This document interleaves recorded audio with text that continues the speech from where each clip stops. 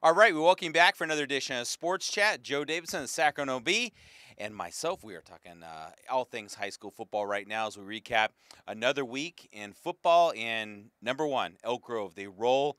Number three, Nevada Union, 43-19. Robert Frazier, 303 yards rushing.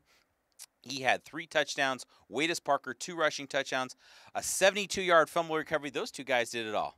They are terrific talents, and Coach Chris Nixon will tell you they just compete, and they love to compete. And Robert Frazier's not the biggest guy.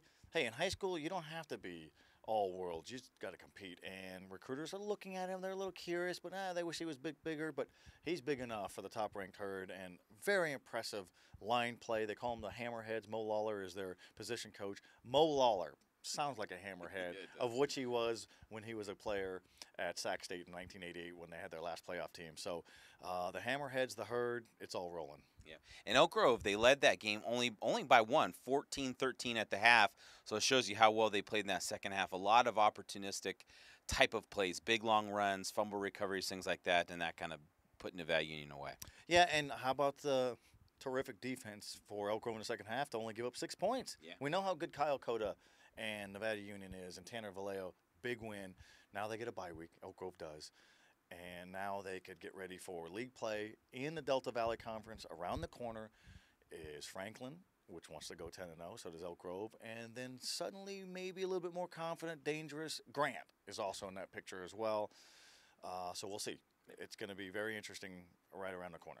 Yes, and we'll keep on going right down the rankings. By the way, number 2, Franklin, you just mentioned them. They get a 28-7 win over Jesuit. Jesuit was coming off their big win, the Holy Bowl. But Franklin, they're fast. They're a bunch of seniors on this team. They're just very good. That's the reason why they're number 2. Well, and they have a playmaker, difference maker in Trayvon Lampley, and we've seen him a couple times this year. He can score with receptions, on handoffs, on returns, interceptions. He had 3 touchdowns in that game. Christian Fonbuena and Steven Rogers are just a terrific 1-2 punch in the backfield. And they got other guys who could do the ball, run the ball. And Lampley is the guy who really sets them apart. And Spalis, the quarterback, he's real solid too. So this is a team, man, they're good. They're really good. 17 returning starters. There's no wonder that they have championship hopes. Yep. All right, moving right along. How about Granite Bay?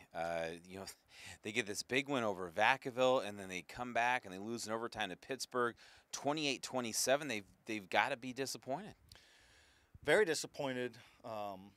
Pittsburgh has lost a couple big games this year, but you know what? What do? You just respond. And now they get Lincoln of Stockton, which is a good team. It was a preseason section number 1, maybe a little overrated. Maybe Lincoln hasn't played the role.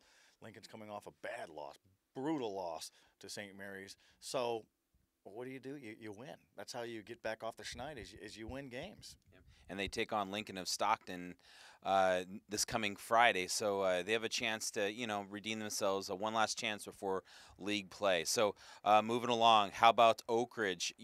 Head coach Eric Cavalier goes down to Vacaville to take on his alma mater, and they get a 24-21 win, a last-minute win. And Coach Cavalier, we talked to him on the radio show. He was quite pleased. He's ecstatic. They're 5-0. They're going into a bye week. They got a very impressive quarterback, Jason Samuels, who had the last play touchdown. And then Vacaville misses a field goal, and we kidded with Coach Cavalier. I said, geez, didn't you get into this profession to have fun, and you're all stressed out and all these games in the last wire?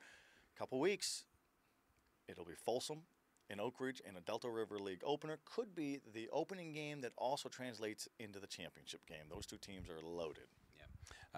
Speaking of Folsom, they roll Casa Roble, so they're moving right along.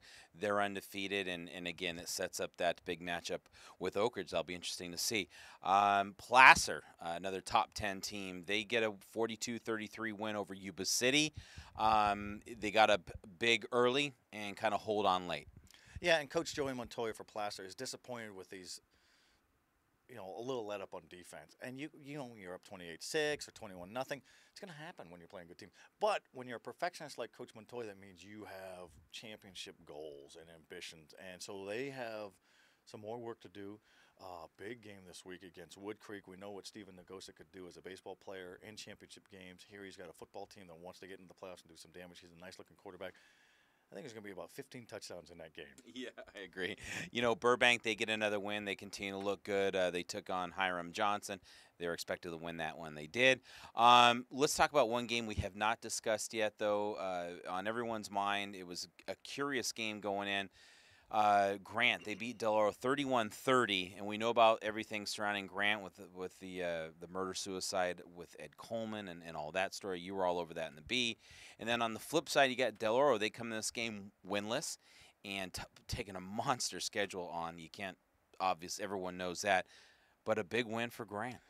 Boy, do they need it, and just a lot of heavy hearts over there for the victim and everything that happened there. And Jorge Vega is a name that will live on for a while for the Grant Pacers. He's the one with that last-second field goal. People flooded the field. Marquise Carter Pettit, 263 yards, 3 touchdowns. He's a very impressive runner. We've seen him this year, and Grant is still there. 2-3, tough losses, tough season. We'll see what they do in Delta Valley Conference play. But, if there was a time where a community really needed a win to come together, that was it. If Del Oro wins that game, Del Oro's sky high, and then Grant may have been completely buckled. But we know what Grant is. They're an emotional team, so maybe this vaults them. We'll see. We'll see how it happens. Yeah. Some other games. Ponderosa, they're cruising right along, and now they'll take on Rio Linda this Friday. You've got Whitney getting a victory, El Camino getting a victory, Antelope getting a victory. Those three, by the way, all in the Capital League. That's going to be interesting to see how league turns out there. So that's really your top 10 and a few others. Any big, any big moments that stand out for you Friday night football? Just supremely impressed with Elk Grove against a tough physical defense with all those great linebackers, and Elk Grove's line just took it to them. And then you give a little bit of breathing space for Wadis Parker and Robert Frazier. They're downhill, and they're impressive, hard-charging speed backs. Don't need to throw if you got runners like that. And they have a swarming attacking defense. That's a team they went 12-1 last year. Might be better this year. Yeah. Oh, before I forget, Del Campo, by the way, another top 15 team got a big win. Yeah, for me, it's the performance of Elk Grove. I was curious to see how they play against number 3 Nevada Union, which really impressed me in that Grant game that they had, and to do Nevada Union the way they did in that second half was impressive. What more can you say? So they are clearly the number 1 team. I don't think anyone would dispute that. Or maybe Franklin would, because they'll get a shot at them in a few weeks. And then the other team that was very impressive, we almost forgot, is Rockland. Nice win over Indicum. Rockland close losses in recent weeks to Del Campo in the last minute and to Oakridge. They were due. It was the game we said, boy, there's a trap game for Indicum coming off that big spirited win against Pleasant Grove. Rockland is dangerous. We know what kind of coach Greg Benzel is. They're getting healthy. They got the Sierra Foothill League. That's a dark horse, dangerous team. They're physical, well coached, and they got some skill players. And you add that up together, you got a potential playoff team right there. Yeah, and as we continue to remember teams off the top of our tired heads from a Friday night, Pleasant Grove, they roll Roseville, another top 10 team. All right, so that's basically it for Friday Night Football.